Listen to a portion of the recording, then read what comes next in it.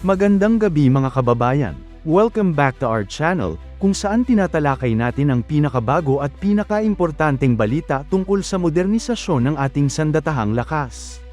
May panibagong breaking news na naman tayo ngayon na siguradong magpapalakas sa ating industriya ng depensa at ekonomiya. Tuloy na nga ang plano ng Estados Unidos na magpatayo ng pasilidad para sa produksyon ng ammunition o bala dito mismo sa Pilipinas. Ayon kay Philippine Ambassador to the US, Jose Manuel Romualdez, may direktiba na mula sa US Congress para bigyan ng autorisasyon ang US State Department at ang Pentagon na simulan ang proyekto, katuwang ang mga lokal na kumpanya. Pero bago tayo magsimula, tandaan natin na ang matatag na Pilipinas ay hindi lang nabubuo sa lakas militar, kundi sa maayos na pamahalaan, paglaban sa korupsyon, pagtanggi sa political fanaticism, at pagsugpo sa fake news. Mahalaga yan para sa tunay na seguridad at katatagan ng bansa. Bakit nga ba napakahalaga ng balitang ito? Una, ito ay hudyat ng mas malalim na defense cooperation sa pagitan ng Pilipinas at Amerika. Pero hindi lang ito tungkol sa seguridad. Ang proyekto ay bahagi rin ng layunin ng Estados Unidos na tulungan tayong paunlarin ang ating sariling defense industry. Hindi lang ito one-way na benepisyo para sa kanila, kundi win-win para sa parehong panig.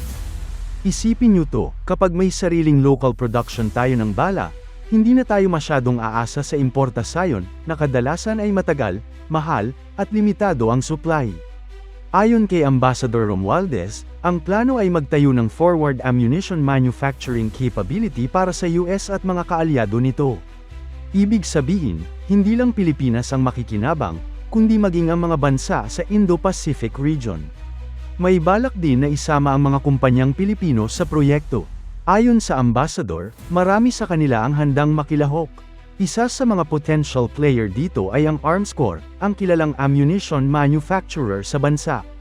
Ang balita, baka raw dagdagan pa nila ang kanilang produksyon ng mga bagong caliber tulad ng 7.62 mm at 12.7 mm na ginagamit sa mga medium at heavy machine guns. Base sa analysis ng Max Defense Philippines, may malaking posibilidad na unahin ang produksyon ng 155 mm howitzer shells at 81 mm mortar rounds. Bakit? Dahil kulang na kulang ito sa buong mundo ngayon, lalo na't patuloy ang paggamit ng mga ito sa digmaan sa Ukraine. Hindi lang yan, kasama rin sa listahan ng mga pwedeng gawin sa local ammunition plant ay 105 mm howitzer shells, 60 mm at 120 mm mortars, 25 mm at 30 mm medium caliber rounds, at 40 mm grenades na ginagamit sa grenade launchers. Lahat ng yan ay hindi pa nagagawa dito sa Pilipinas pero matagal ng target ng government arsenal na magkaroon ng sariling produksyon. Sa ngayon, hindi pa binabanggit kung saan eksaktong itatayo ang pasilidad, pero malaki ang posibilidad na ito ay ilagay sa isang secured area, malapit sa kasalukuyang mga base ng Armed Forces of the Philippines. Pwedeng sa Luzon, kung saan nandoon ang government arsenal sa Bataan, o sa Visayas o Mindanao kung saan strategic ang location para sa logistics at employment. Isang malaking consideration dito ay ang availability ng skilled labor at existing infrastructure tulad ng ports at highways. Bukod sa aspeto ng depensa, may malaking epekto rin ito sa ekonomiya ng bansa. Isipin nyo, kung matutuloy ito, magkakaroon tayo ng daan-daan, kung hindi man libu-libong trabaho para sa mga Pilipino, mula sa engineering, logistics, hanggang sa administrative positions. Magkakaroon din ng technology transfer mula sa US. Ibig sabihin, matututo ang ating mga local engineers at workers ng mga makabagong paraan ng paggawa ng ammunition. At syempre, kapag umusbong na ang industry, pwedeng magkaroon ng export potential. Hindi malabong maging ammo supplier ang Pilipinas sa mga allied nations sa Southeast Asia at Pacific region. Kung babalikan natin, matagal nang minimithi ng Pilipinas ang magkaroon ng sariling kapasidad sa paggawa ng bala. May mga small-scale production facilities tayo tulad ng sa government arsenal, pero limitado ang kapasidad at technology. Ngayon, sa tulong ng US at sa bagong geopolitical realities, parang nabigyan tayo ng second chance para buuin ang ating local defense manufacturing industry. Ito rin ay magandang panimula para sa mas malawak na modernization ng ating sandatahang lakas, lalo na kung isasabay dito ang pagbuo ng locally manufactured weapon systems. Isa pang magandang aspeto ng proyektong ito ay ang strategic value nito sa Indo-Pacific region. Ang Pilipinas ay may mahalagang lokasyon, kaya ang pagtatayo ng ammo production facility dito ay isang signal sa China at iba pang actor sa region na pinapalakas ang ating kakayahan. Hindi man ito direktang pagtugon sa tensyon sa West Philippine Sea, pero isa itong matibay na hakbang para sa self-reliance at defense readiness. Sa tulong ng mga kaalyado natin tulad ng Estados Unidos, unti-unti tayong nagkakaroon ng kakayahang depensahan ang ating sarili, hindi lang sa papel kundi sa aktwal na kapasidad. Ayon sa mga ulat, ang plano ay nasa early stages pa lang, pero may malinaw ng direksyon at suporta mula sa US Congress. Ang susunod na hakbang ay ang pagtukoy ng mga lokal na partners, finalization ng lokasyon, at pagsasaayos ng mga legal at logistical requirements. Maraming aabangan sa mga susunod na buwan. At kapag ito ay na-implement na, magiging turning point ito para sa ating bansa pagdating sa defense manufacturing. Pero may isa pang mahalagang tanong, kaya ba talaga ng Pilipinas na tumanggap ng ganitong klaseng proyekto? Ang sagot, oo, at mas handa na tayo ngayon kaysa dati.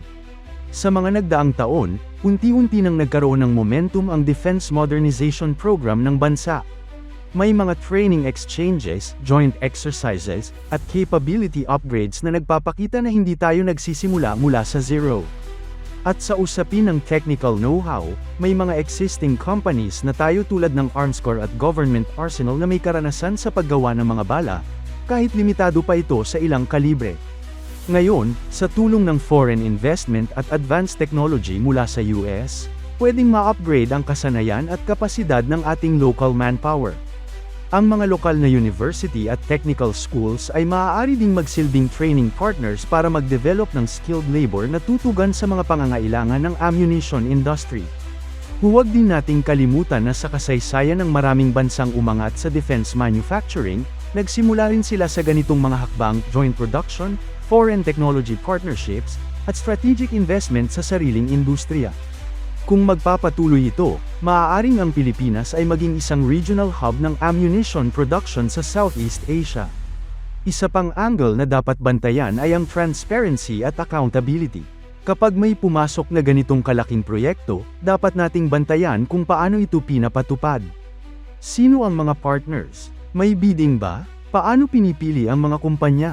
Hindi dapat ito maging bagong oportunidad para sa katiwalian, kundi isang halimbawa ng matuwid at makabansang pamumuhunan. Sa ganitong paraan, ang proyekto ay hindi lang magiging tagumpay sa militar o ekonomiya, kundi tagumpay rin sa pamahalaan at integridad.